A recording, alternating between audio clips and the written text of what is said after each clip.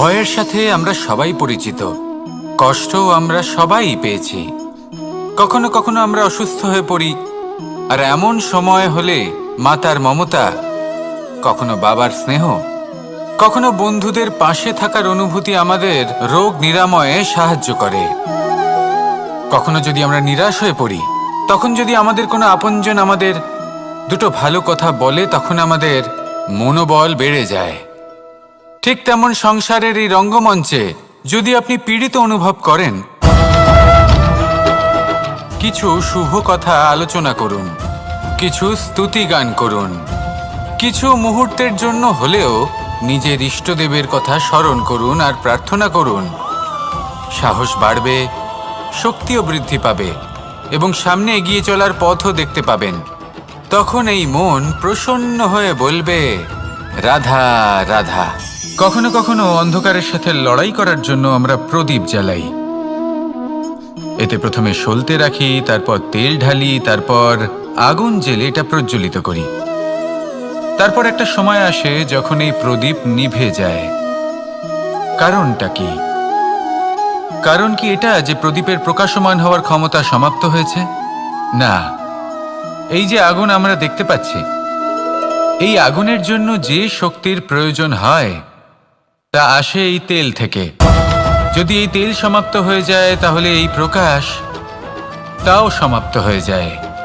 আর আমাদের জীবনে এই তেল হলো আমাদের কর্ম, আর এই আগুন আর এর দ্বারা উৎপন্ন হওয়া প্রকাশ আমাদের ভাগ্য। যত আমাদের কর্ম ক্ষীণ হতে থাকবে, আমাদের ভাগ্য সৌভাগ্য কোথাও না কোথাও লুপ্ত হয়ে যাবে। যে উজ্জ্বল ভবিষ্যৎ আমরা চাইছি তা কখনো লাভ করতে পারবো না যদি কর্ম না করি। ঠিক যেমন তেল ছাড়া অগ্নি উৎপন্ন হয় না, তেমনি কর্ম ছাড়া সৌভাগ্য হয় না। আর যেমন কর্ম তেমন ভাগ্য। তাই সবসময় কর্ম করতে থাকুন, কর্ম করা থামাবেন না। আর আমার সাথে ভালোবেসে বলুন, রাধা রাধা। মানুষের জীবনে দুই ধরনের আবেগ থাকে যা চিরকাল তার সাথে বসবাস করে। প্রথম, স্বপ্ন। দ্বিতীয়, অজুহাত। মানুষ হাজার হাজার স্বপ্ন দেখতে পারে। আমাকে এই কাজ করতে হবে, আমাকে ওখানে ঘুরতে যেতে হবে, আমায় জীবনে এই অসম্ভব কাজ বাস্তবায়িত করে দেখাতে হবে, আদি ইত্যাদি। এবার ঠিক যেমন স্বপ্ন দেখেন, সেইভাবে অজুহাতও খুঁজে নিয়ে আসেন। আমি এই স্বপ্ন পূরণ করতে পারলাম না, কারণ আমাকে কেউ সাহায্যই করল না, কারণ আমি দুর্বল হয়ে পড়েছিলাম, কারণ আমার কাছে সময়ই ছিল না, আদি ইত্যাদি। এবার সাফল্য এবং অসফলতার মাঝখানে এই ধরনের সংঘর্ষ হতে থাকে। সাফল্য তখন লাভ করা সম্ভব যখন আপনার স্বপ্ন আপনার অজুহাতের থেকে অনেক বড় হয়, আর অসফলতা তখন পাবেন যখন আপনার অজুহাত আপনার স্বপ্নের থেকে অনেক বড় হয়। আপনি যদি সাফল্য লাভ করতে চান, তাহলে চেষ্টা করতে থাকুন, পরিশ্রম করুন। যদি অসফল হন, তাহলে ভয়ভীত হওয়ার কোনো প্রয়োজন নেই। নিজের ভুল বুঝুন, তাকে শুধরে নিন, আবার চেষ্টা করুন। কিন্তু যদি নিজের জীবনে অজুহাত নিয়ে আসেন, তখন স্বপ্ন কখনো পূরণ হবে না। আসুন আমার সাথে ভালোবেসে বলুন, রাধা রাধা। সময় আমরা কারোর নীরবতাকে তার দুর্বলতা ভেবে বসি।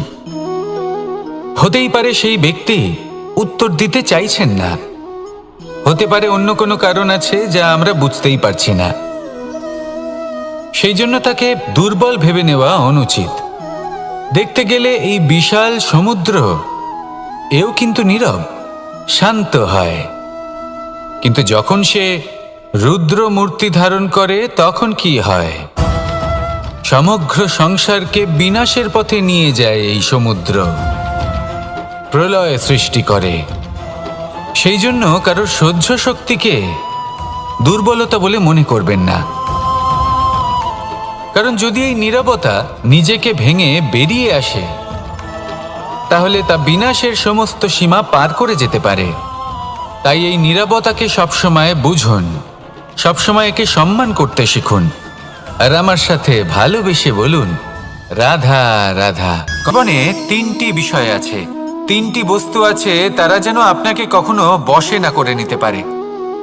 প্রথম হলো ধন। ধন যতক্ষণ আপনি ব্যবহার করতে থাকেন, যতক্ষণ তা আপনার কাজে আসছে, ততক্ষণ ঠিক আছে, এই ধন আপনার কাছে অমৃত। কিন্তু যখন এই ধন আপনাকে ব্যবহার করতে শুরু করে, বুঝে যাবেন যে আপনার পতনের সময় শুরু হয়েছে। দ্বিতীয় বিষয়, ফেলে আসা অতীত।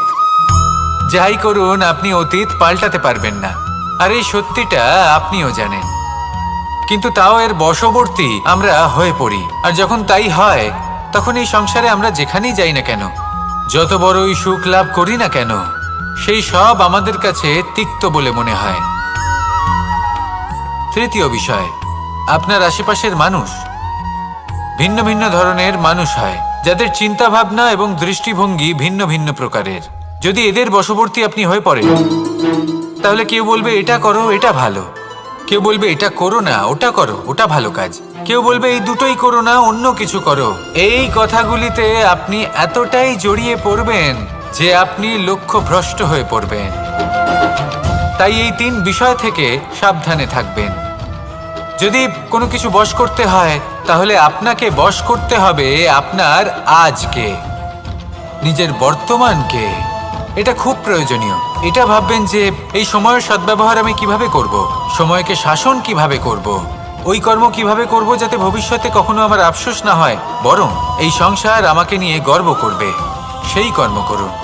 আর যখন আপনি এটা শিখে নেবেন, তখন আপনি নিজেই নিজেকে প্রকৃত অর্থে ভাগ্যশালী করে তুলবেন। আসুন আমার সাথে ভালোবেসে বলুন, রাধা রাধা। অনেক কখনো কোনো চাতক পাখিকে দেখেছেন? কথায় আছে যে বছরে মাত্র একবার সে তার তৃষ্ণা মিটিয়ে থাকে, আর তাও আকাশে ভেসে থাকা মেঘের দ্বারা ঘটানো বৃষ্টির জলের ফোঁটা থেকে। আর কোথাও থেকে সে তার তৃষ্ণা পূরণ করে না।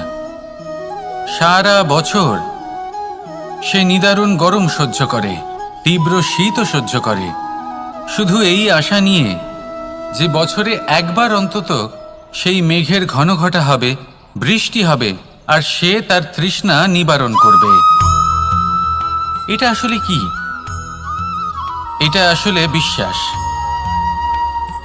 সেই বিশ্বাস যে বছরে একবার সেই মেঘ আসবে তৃষ্ণা নিবারণ করতে। যেমন দেখুন, একটা সূর্যমুখী ফুল সারা রাত অন্ধকারের সাথে যুদ্ধ করে, কারণ তার বিশ্বাস যে ভোরবেলায় সূর্য তাকে অবশ্যই দর্শন দেবেন। সেটাও বিশ্বাস ছিল যার উপর ভরসা করে মনু একটা নৌকা নিয়ে বেরিয়ে পড়েছিলেন এবং সমস্ত সৃষ্টিকে প্রলয়ের হাত থেকে বাঁচিয়েছিলেন। সেটাও ছিল ভালোবাসার প্রতি বিশ্বাস, যার উপর ভরসা করে বানর এবং ভাল্লুক সেনা নিয়ে শ্রীরাম আক্রমণ করেছিলেন সমস্ত বরদানপ্রাপ্ত অসুরগণ এবং রাক্ষসগণের লঙ্কায়, এবং জয় লাভ করেছিলেন। এই বিশ্বাসই হলো এই বিশ্বের আশা। বিশ্বাস রাখুন যে আপনি হলেন সর্বশ্রেষ্ঠ এবং শুধুই নিজের কর্ম করতে থাকুন। এই বিশ্বাসের আশাই আপনাকে প্রতি মুহূর্তে বল প্রদান করবে। এ হলো আমার বিশ্বাস। আসুন আর আমার সাথে ভালোবেসে বলুন, রাধা রাধা। যোগাসন। যোগাসনে আসন অত্যন্ত গুরুত্বপূর্ণ। এবার আমি বলবো সবথেকে শ্রেষ্ঠ আসন কোনটি। আশ্বাস। নিজেকে আশ্বস্ত করতে থাকুন যে আমি আছি, সব ঠিক হবে, যা হচ্ছে ভালোর জন্য হচ্ছে। এই আশ্বাস আপনাকে জীবনে এমন ধন্যাত্মক বিশ্বাস দেবে যে আপনি বড় বড় সমস্যার সমাধান করতে পারবেন। এবার যদি কথা বলি সবথেকে কঠিন সময়ের, তাহলে সেটা হলো বিচ্ছেদের। যা মা সীতাকে সহ্য করতে হয়েছে শ্রীরামের জন্য, রাধা কৃষ্ণকেও সহ্য করতে হয়েছে। যে ব্যক্তি বিচ্ছেদের সময় সঠিক পথে চলে এসেছে, সে জীবনে অনেক শ্রেষ্ঠ স্থানে অবশ্যই পৌঁছতে পারবে। এবার যদি কথা বলি সবথেকে জরুরি এবং গুরুত্বপূর্ণ সময়ের, তাহলে সেটা হলো সংযোগ। সকলকে সাহায্য করতে থাকুন। আপনি অন্যদের সাহায্য করে তাদের যত আনন্দ দিতে পারবেন, ততটাই আনন্দ আপনারও জীবনে অবশ্যই আসবে। আসুন আর আমার সাথে ভালোবেসে বলুন, রাধা রাধা। সংসারে সকলে উঁচুতে উঠতে চায়, কেউ নত হতে চায় না। সবাই এটা মনে করে যে নত হওয়ার অর্থ হলো তাদের আত্মসম্মান এবং অহংবোধের বিরুদ্ধাচরণ করা।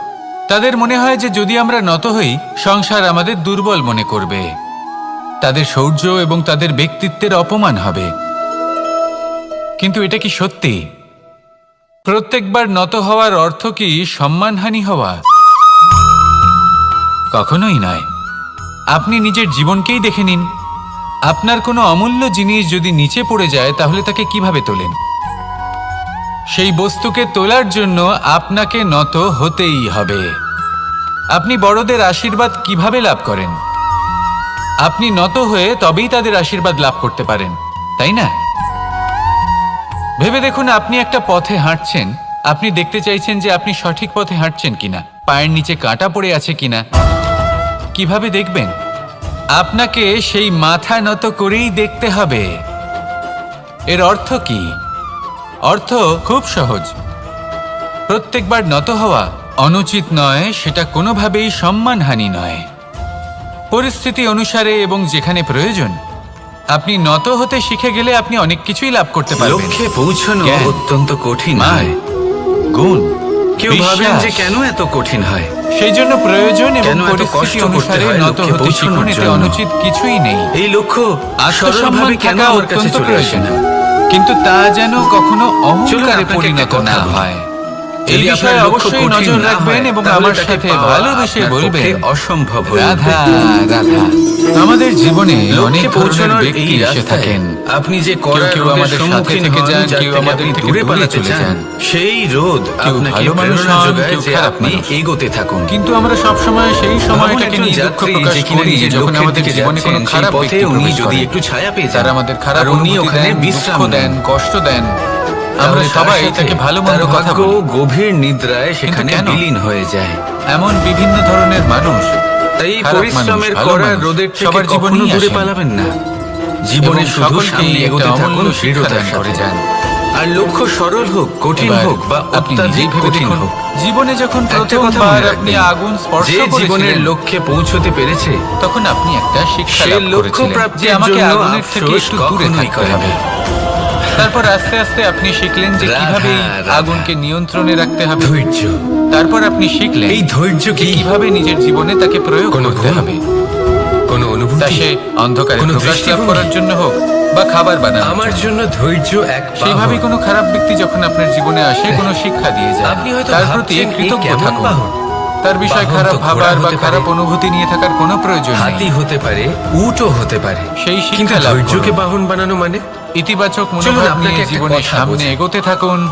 পৃথিবীতে কেউ নেই এমন কোনো যিনি বাহন আপনাকে নেই বাধা যে দিতে তার পারে। আরোহীকে আছড়ে ফেলেন। আসুন আমার সাথে সেটা ভালোবেসে বলুন, উট হোক বা হাতি হোক রাধা বা ঘোড়া রাধা। হোক। অনেক চলতে সময় চলতে আমরা কখনো জীবনে নড়বড় অনেক করেই মানুষকে বসি। এমন বলতে শুনে থাকি তারপর সেই আরোহী পড়ে কারোর পায়, যে আমি অসফল তারপর হয়েছি পরে কারণ তার নিজের নজরে। আমার সময় ভালো যাচ্ছে কিন্তু না। ধৈর্যরূপী বাহন কখনো আমি এই কাউকে জিনিসটা ফেলে না। লাভ করতে চাইছিলাম কিন্তু কখনো করতে না। পারলাম না কারণ আমার না সময়টা সেই ভালো আরোহী কারোর যাচ্ছিল পায়ে না। পড়ে, আর না আমি তো আমার নিজের জীবনে নজরে। ওই মহান কাজটা কারণ করতে ধৈর্য- চাইছিলাম কিন্তু করতে ধৈর্য পারলাম না। আপনাকে বিবেক প্রদান কেন? করে।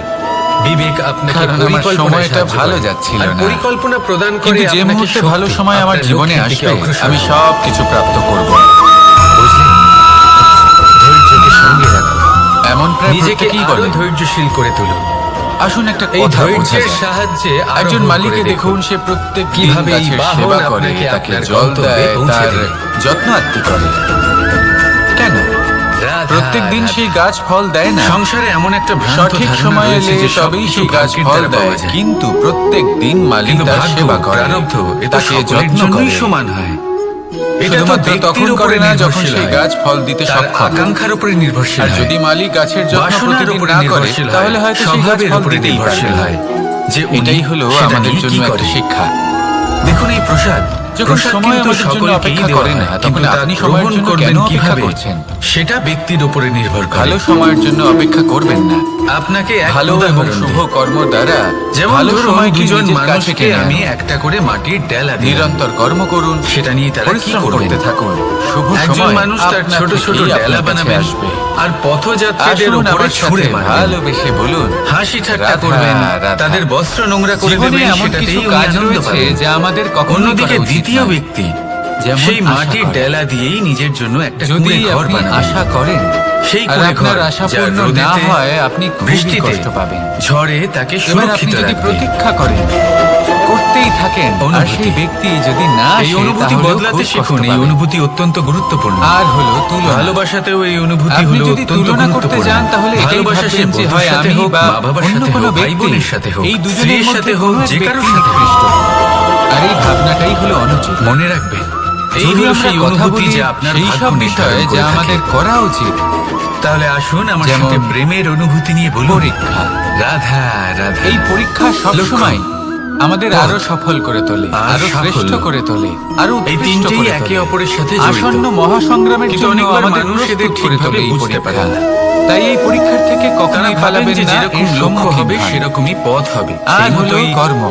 লক্ষ্য কঠিন কর্ম হলে পথ করা কঠিন হবে। কখনোই বন্ধ লক্ষ্য করবেন সরল না। হলে পথও সরল হবে। তুলনা করার বদলে কর্ম যদি করুন। আপনাকে আসল প্রতীক্ষা সত্যের সাথে করার অবগত বদলে করাই, কর্ম তাহলে করুন। দেখবেন সবকিছু আর এর আশা উল্টো। করার বদলে কর্মই করুন। লক্ষ্য নিজের পথ বানায় না, জীবন সফল হয়ে যাবে। পথ সেটাই। দেখুন, যেটা সবার আপনি শেষে স্বয়ং সত্যি নির্বাচন বলতে এই করে কর্ম আপনি নিজে বানান। আর এই পরীক্ষা, এই দুই সেই আমাদের অনুসারেই জীবনকে আপনি সুখী আপনার করে লক্ষ্যে তুলতে পারে। পৌঁছতে পারবেন। সেই আসুন জন্য আর জীবনে আমার সাথে ভালোবেসে যখনই বলুন, লক্ষ্যে পৌঁছানোর রাধা, পথের বিষয়ে রাধা। আপনি আমি কোনো অনেক সিদ্ধান্ত সংখ্যক নেবেন, মানুষকে তাহলে তা দেখেছি, ভেবেচিন্তে তাদের নেবেন। কাছে অত্যাধিক জ্ঞান কারণ এই আছে, পথ শিল্প অত্যন্ত আছে, গুরুত্বপূর্ণ। ধন আছে, কীর্তি আছে, কিন্তু তারা পথ যদি এই শুভ সবকিছু হয়, নিজেদের কাছেই রাখে, তাহলে লক্ষ্য এই আপনা সমাজে থেকেই শুভ বিতরণ হয়ে করেন যায়। না। কারণ তাহলে হলো আসুন আমার ভয়। সাথে ভালোবেসে বলুন। ওনাদের মনে হয় যে রাধা, যদি আমি এই সব রাধা। কিছু সমাজে বিতরণ করি, আর তাহলে কর্ম। সমাজ আমার শিল্প হোক, এই দুই ধন এমন হোক, শব্দ, জ্ঞান হোক, যাকে কীর্তি হোক, ঘিরে সবকিছু সমগ্র চুরি করে সংসার। নিয়ে যাবে। আর তার কেউ বদলে বলে আমি আমার কিছুই ভাগ্যে পাবো এটা না। ছিল না, যা পেলে আমার জীবন এটা অন্যরকম কিন্তু হতো। সত্য নয়।